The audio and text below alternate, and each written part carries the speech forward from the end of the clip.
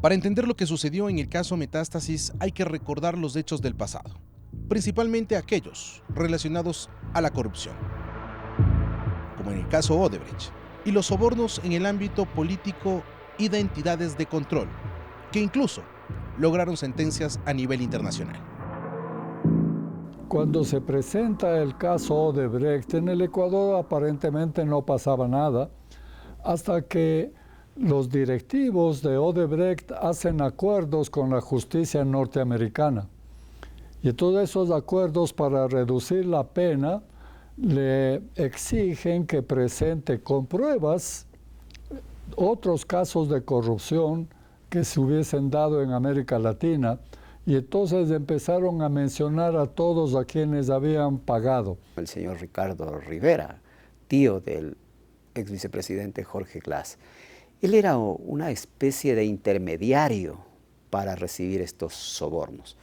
Se comprobó que él recibió 13.5 millones de dólares para tratar de inducir a la empresa para que realice los contratos, y justamente con los precios totalmente inflados. En la cinta se puede observar a Ricardo R. y al ex representante de Odebrecht en Ecuador, José Conceizao, en una breve reunión en la que intercambian información sobre una supuesta cuenta bancaria. ¿Esta compañía quién es la compañía? El nombre. No, ese es un nombre. Está el nombre. El mismo artículo de prensa IDL difundió un audio que habría sido grabado por el exdirector de Odebrecht durante una conversación con el vicepresidente de la República, Jorge Glass, en su despacho. Se habla, según lo relatado, de un supuesto presupuesto extra y de un desembolso para la multilateral por el concepto de la construcción de un poliducto. ¿Poliducto? De poliducto. Es 58 millones en aumentos de dólares. ¿Sí? Pero reajuste de precio 93 millones. Los datos entregados por Conceizao a la justicia de Brasil responden a un proceso de cooperación y entrega de información dentro de la investigación. Él tenía mucho poder, tenía todos los contactos para poder llevar a cabo este acto que riñe con el orden jurídico.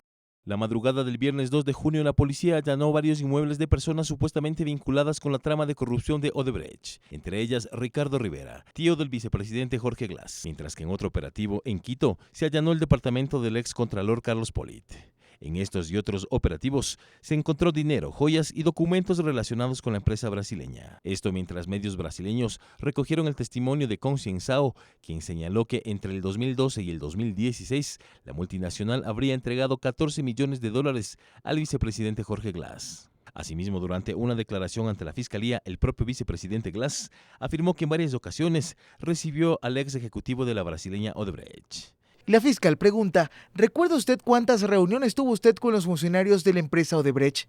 Y Glass responde, hay dos tipos de reunión, las que son en el despacho y las otras en recorrido de obras de proyectos. Debo señalar que todas las reuniones que he mantenido o han sido en mi despacho o en los recorridos de obra. Jamás me he reunido en otro lugar. Manduriaco, ¿cuántas veces el ministro Bonos prometió que iba a pagar? No cuesta nada pagar 5 millones, si van a pagar 5 millones. Estoy tratando de resolver.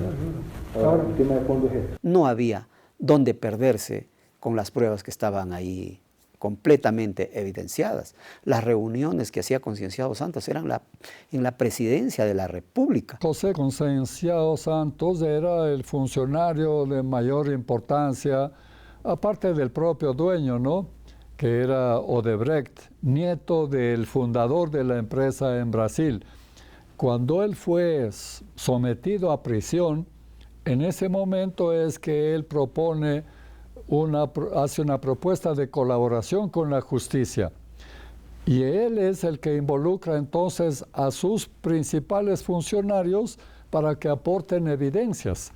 Odebrecht tenía inclusive un departamento específico para pactar los sobornos. De manera que los funcionarios que manejaban las cuentas se vieron involucrados por el propio dueño de la empresa. Y ahí participó entonces este funcionario que fue el que aportó las pruebas respecto del Ecuador, porque él personalmente había participado en algunos de los acuerdos realizados con los funcionarios del gobierno de la Revolución Ciudadana. El video fue difundido el fin de semana a través de la cuenta de Twitter del presidente de la Comisión Nacional Anticorrupción, Jorge Rodríguez. Corresponde a una secuencia registrada el 29 de enero de 2016, donde se muestra a Ricardo R., tío del vicepresidente de la República, Jorge Glas, manipulando una cantidad no determinada de dinero en una oficina. Completamente solo se lo aprecia organizando una maleta donde acomoda los fajos de dinero en efectivo, uno tras otro. Según Conceizao, la empresa brasileña entregó coimas al vicepresidente de la República, Jorge Glas, a través de su tío Ricardo R., por más de 16 millones de dólares, 2 de ellos cancelados en el 2010 por el regreso de la empresa brasileña al Ecuador.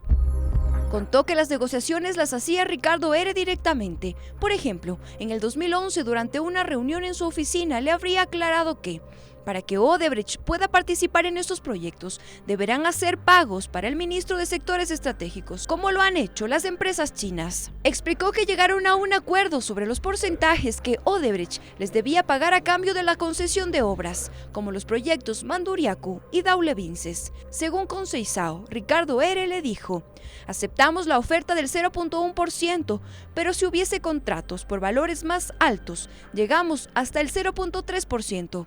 Sobre las reuniones detalló, el vicepresidente y yo teníamos 2 o 3 reuniones anuales, solicitadas por Ricardo R. y agendadas por la secretaria de Glas. El delator contó que Jorge Glas tenía conocimiento de los pagos de coimas que hice a Ricardo R.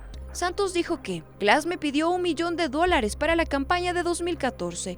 Lo hizo en nombre del gobierno del Ecuador y en nombre del presidente.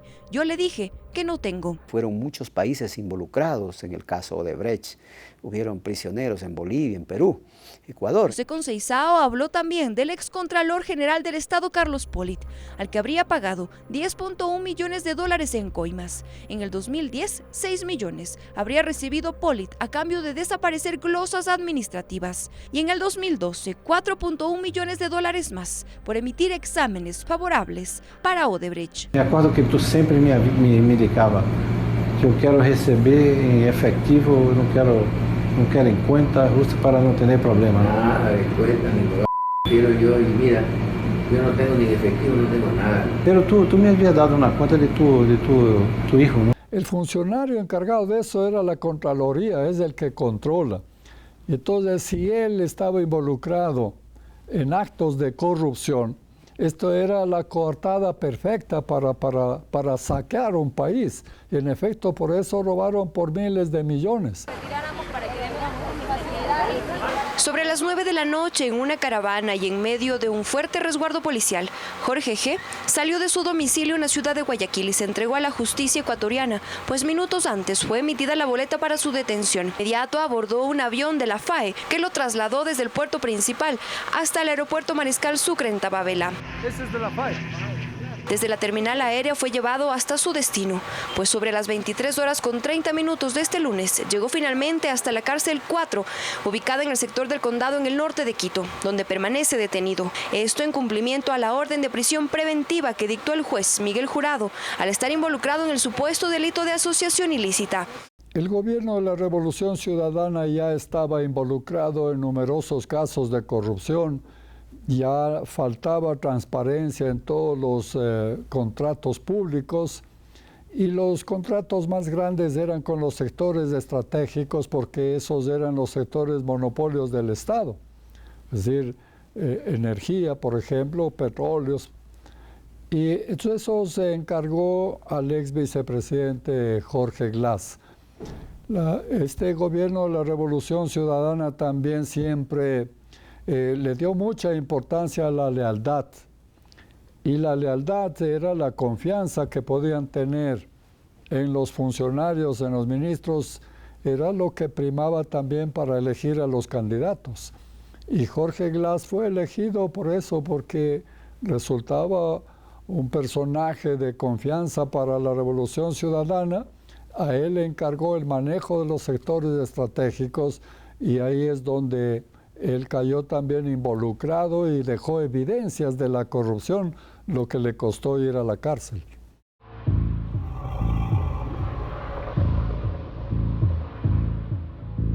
Todo empezó con una llamada a eso de las 4 de la tarde del 13 de diciembre del 2023.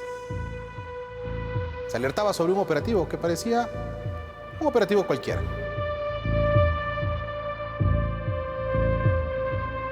Pasaron las horas y la madrugada del 14 de diciembre inició todo.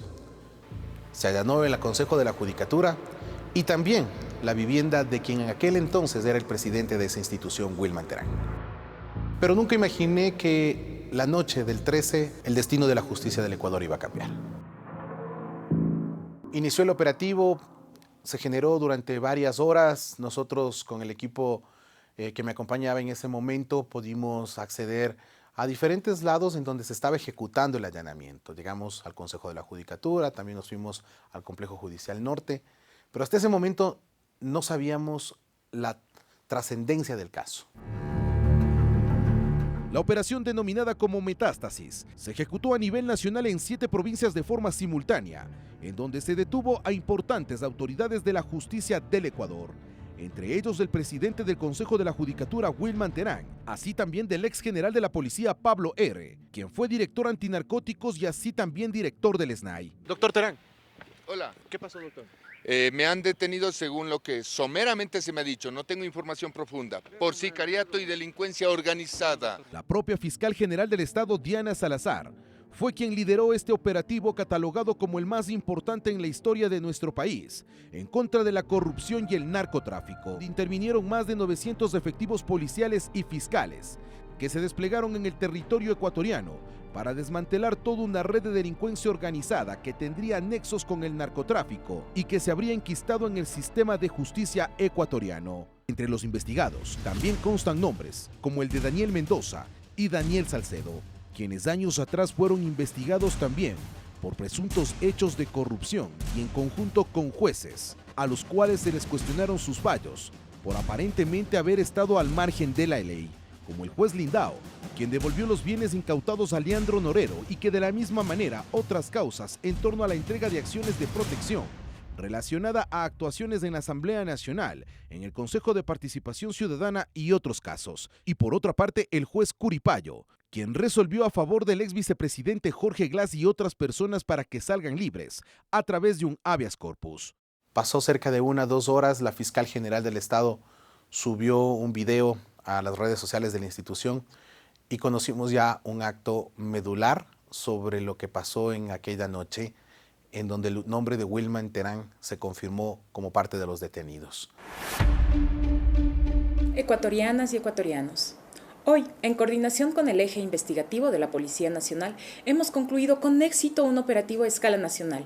Podemos decir que el más grande en la historia contra la corrupción y el narcotráfico.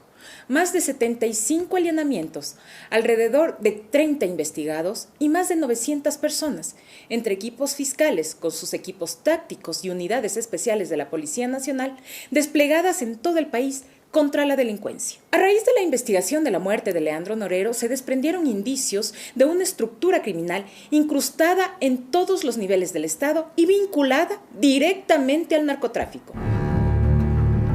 Leandro Norero Tigua, alias El Patrón, tenía 34 años de edad. Era investigado por las autoridades como uno de los principales narcotraficantes y lavadores de dólares. Su nombre se hizo público en mayo de 2022, cuando fue capturado en un operativo en el que se decomisó 24 lingotes de oro, 7 millones de dólares en efectivo. En Ecuador enfrentó algunos procesos judiciales de los cuales salió bien librado. En 2009, como líder de los Nietas, emprendió un proceso de pacificación. De esa época quedan fotografías de Norero con el exministro Ricardo Patiño y el expresidente Rafael Correa. Tras su detención fue trasladado a la cárcel de Cotopaxi. El ciudadano Leandro Norero estaría entre las personas víctimas. El caso denominado Metástasis investiga el presunto delito de delincuencia organizada. Formularé cargos contra un ex juez de la Corte Nacional de Justicia, ahora presidente del Consejo de la Judicatura. En la Corte Nacional, claro. Un ex funcionario de la Corte Nacional de Justicia, que actualmente se desempeña como director provincial en la misma judicatura. Además, a funcionarios de Cortes Provinciales de Justicia, del Consejo de la Judicatura de Guayas, Cotopaxi, Santo Domingo de los Áchilas y Manabí, de la Fiscalía de Guayas y Santo Domingo de los Áchilas, de la Policía Nacional, incluido un ex general, de personal del SNAI, de abogados en libre ejercicio y de líderes de la estructura criminal, quienes contaban con dinero obtenido de actividades ilegales y ubicaban a funcionarios corruptos que llevaban sus procesos para obtener ventajas indebidas en un sistema consumido por el cáncer de la corrupción. Estamos hablando del presidente del Consejo de la Judicatura, estamos hablando de un vocal del Consejo de la Judicatura que terminaron presos por este tema, estamos hablando de la cúpula de la Corte Provincial del Guayas. Yo creo que esa es la gran importancia y ese es el gran resultado del caso Metástasis. El Consejo de la Judicatura es un organismo máximo del sistema judicial. ¿Por qué es tan importante? Porque ellos están en todo el análisis, evaluación hacia los jueces de Corte Nacional mismo, de Corte Provinciales y de unidades judiciales. Lo que vimos es que el crimen organizado, el narcotráfico específicamente, había logrado cooptar a varios funcionarios públicos. El que hayan llegado al Consejo de la Judicatura, en este caso a su presidente, es algo bastante grave porque es justamente lo que evidencia la permeabilidad de esta institución del Estado. No es coincidencia que políticos acusados de corrupción tienen las mismas estrategias y comparten los mismos abogados y los mismos esquemas de corrupción que los capos de la criminalidad organizada y el narcotráfico.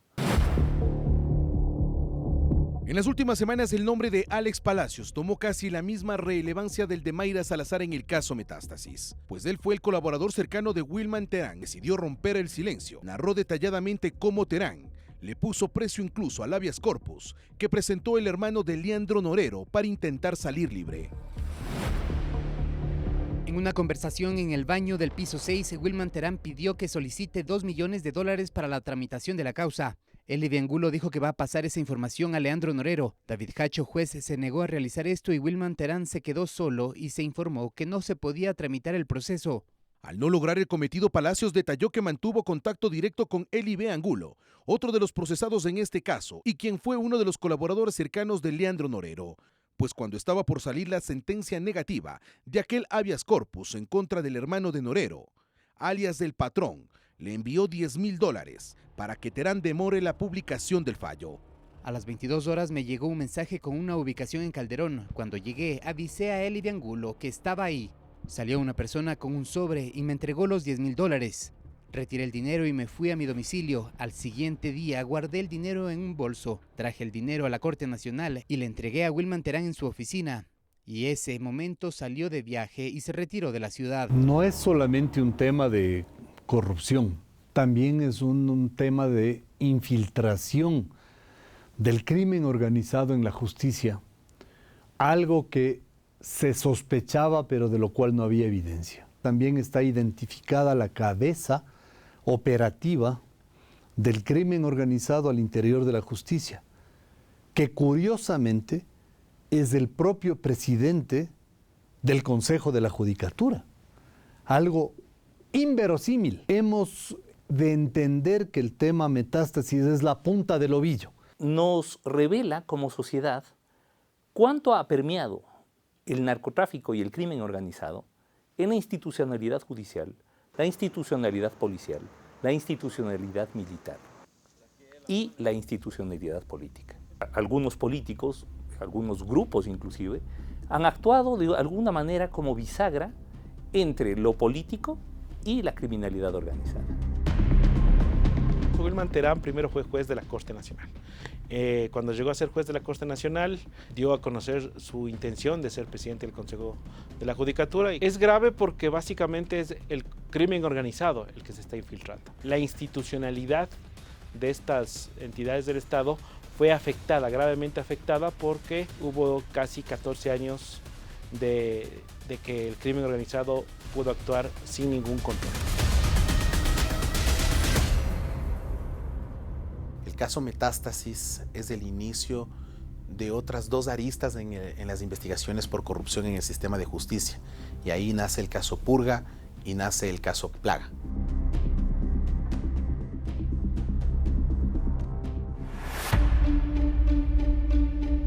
forman parte de esta estructura. Un ex asambleísta, la expresidenta de la Corte de Justicia de Guayas, varios jueces de la misma Corte, así como personal administrativo de la dirección del Consejo de la Judicatura de la misma provincia, quienes han permitido que la política legislativa, la justicia y el narcotráfico trabajen de la mano. El caso Purga retrata efectivamente ya las conexiones de algunos estamentos de la política con sectores del crimen organizado y con estamentos de la justicia.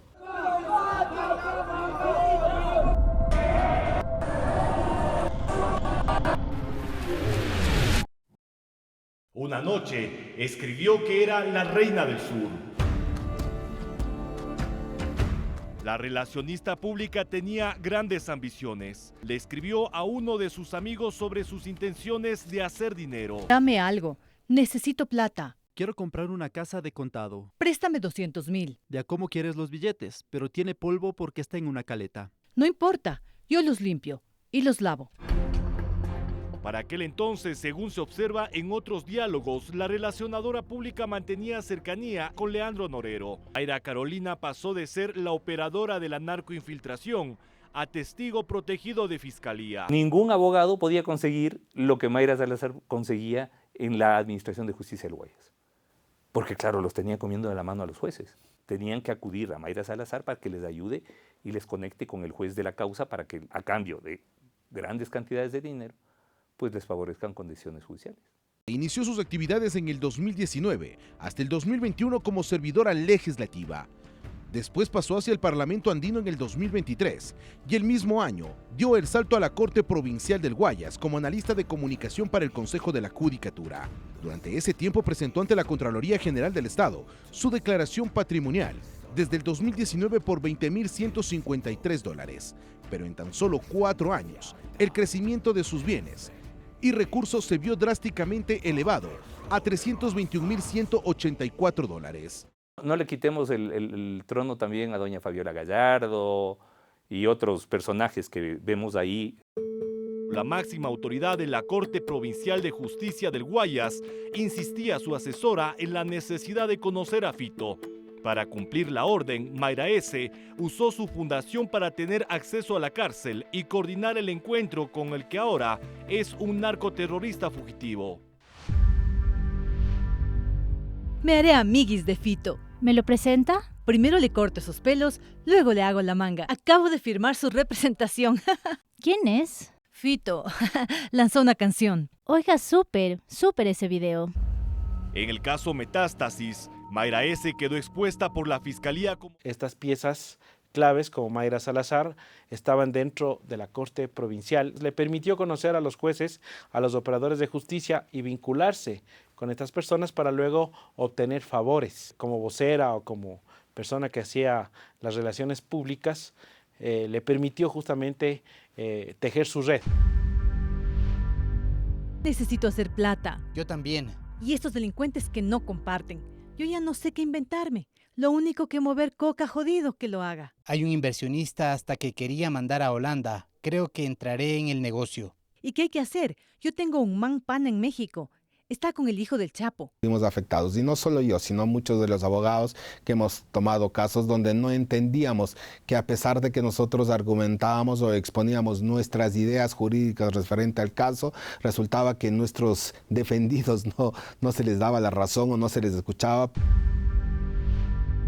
Ahí, mira, es para el centro, que le quiero entrar, con una donación así, y de ahí meter más cosas. ¿Más cosas como qué? Dígame la plena, porque si mete juguetes me busco otro man que vaya a dejar y a nombre de otra persona. No pongo la fundación que luego me meten presa y a mí, allá sí me violan. Y no necesariamente usted. La principal oferta para ganar la presidencia de la Corte Provincial del Guayas fue la implementación de una marcación electrónica para los magistrados de la institución. En la campaña a la interna de la institución también aparece como patrocinador alias El Amigo, quien según la teoría de la Fiscalía sería el ex legislador del Partido Social Cristiano Pablo M., quien ofrece enviar sándwiches para que sean repartidos. Yo no sé si mañana puede ver cuánta gente hay para mandar un poco de sándwiches de chancho. Los voy a mandar sin funditas para que no me relacionen. Nuevamente en su testimonio anticipado, Mayra Salazar recalcó cómo Muentes y Fabiola Gallardo manejaban el sistema de justicia a su antojo y con ello incluso cómo se gestionaron los procesos jurídicos para beneficiar a Muentes en los casos de tráfico de tierras. El juez Ronald C. fue trasladado desde el Cantón El Triunfo hacia San Borondón y ayudó a Muentes en temas relacionados al tráfico de tierras. Lo trasladaron para cumplir con las pretensiones del ex vocal Javier Muñoz. El funcionario era amigo íntimo de Roberto G. Esta vez, los agentes policiales, en coordinación con la Fiscalía, llegaron a urbanizaciones privadas situadas en la vía a San Borondón y en el Cantón Daule, donde apresaron a Fabiola G., expresidenta de la Corte de Justicia de Guayas, así como también al exasambleísta Pablo M., a su esposa y a un primo. En el Cantón Daule hubo 5 allanamientos, donde capturaron a otro funcionario judicial en posesión de varias evidencias que lo vincularían a una red de corrupción que beneficiaba principalmente a grandes capos de la mafia que opera en nuestro país. Todavía tienen un gran alfil que juega a su favor y en su cancha, que es el Código Penal. Un Código Penal hecho, lleno de garantías a favor de los delincuentes. Si un desafío tiene la próxima asamblea, es cambiar ese Código Penal.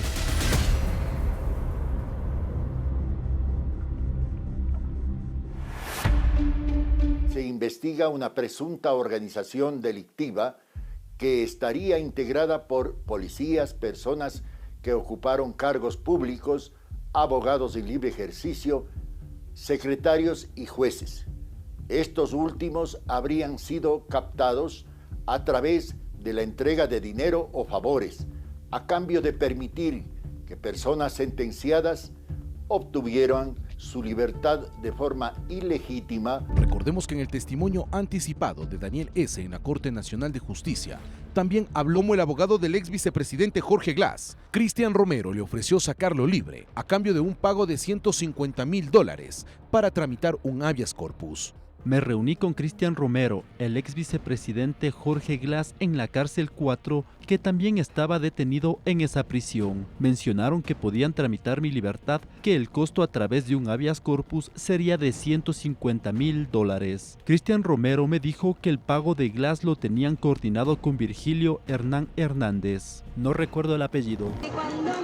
Jorge Glass dejó la cárcel de La Tacunga y caminó varios metros para saludar con sus simpatizantes. El ex vicepresidente de Rafael Correa cumplía 2 sentencias ejecutadas de 6 y 8 años por los delitos de asociación ilícita y cohecho. Glass estuvo 4 años preso y dejó el centro de rehabilitación luego de que el juez Diego Moscoso de la Unidad Judicial de Manglar Alto de la provincia de Santa Elena concedió el pedido de habeas corpus solicitado por la defensa de Glass, alegando que su integridad física y psicológica estaba en riesgo. Un habeas corpus correctivo sirve para esto. ¿Para qué? Para que la persona privada de libertad pueda tener ciertas garantías que puedan garantizar su vida y su salud. Pero de ninguna manera sirve para que un condenado no cumpla con su condena. Entonces, ¿qué es lo que hicieron ahí? Dijeron, claro, entonces toditos los narcotraficantes, criminales, y entre ellos el ex vicepresidente Glass, decían que estaban medio locos, se conseguían un certificado de un psiquiatra que decía que sí, que en efecto están viendo alucinaciones, se comieron toda forma de garantía jurisdiccional, simplemente a través de una medida cautelar o de un habeas corpus distorsionado y obviamente muy bien pagado, pues concedía esas garantías jurisdiccionales y esto servía para que los narcotraficantes, para que los criminales salgan libres, como pasó con Glass, como pasó con Rasquiña, como pasó con un montón de criminales de la época. Hay personas que ya están sentenciadas en procesos que se han dado por peculado, por asociación ilícita, el caso Arroz Verde, el caso Sobornos, el tema de Odebrecht. Entonces son personas que han sido sentenciadas, que han sido ya, que tienen que cumplir una pena, pero que han buscado evadir el cumplimiento de esa pena. El ex juez de Santo Domingo de los Áchilas, Emerson Curipayo, fue sentenciado a 2 años de cárcel por permitir la liberación ilegal del ex vicepresidente Jorge Glass en el 2022. Faltó contra norma expresa, pues Glass cumplía 2 sentencias condenatorias en aquel momento, la una por asociación ilícita en el caso Odebrecht y la otra en el caso Sobornos por cohecho.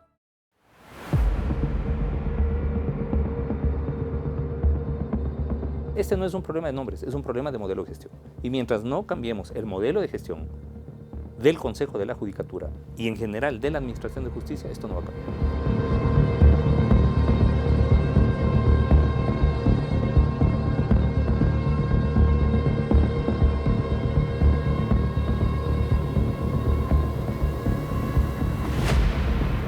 Quedará como precedente para la historia el hecho de que un presidente del Consejo de la Judicatura tenga que pasar al menos 15 años en la cárcel, ojalá, para que efectivamente estos ladrones profesionales nunca más vuelvan a portar una toga ni recibir un título profesional.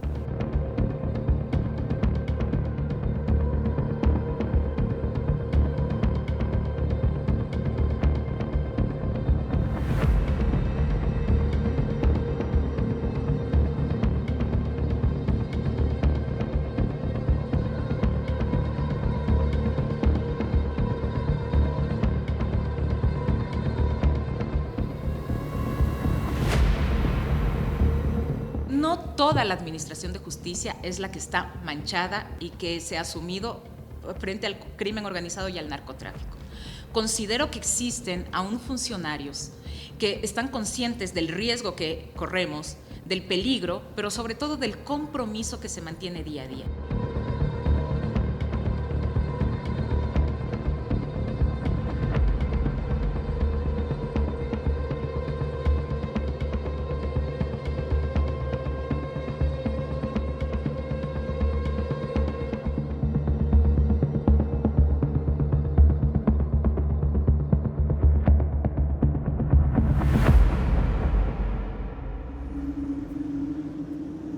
Todos estos tres casos revelaron una radiografía de cómo se encontraba el sistema de justicia en nuestro país.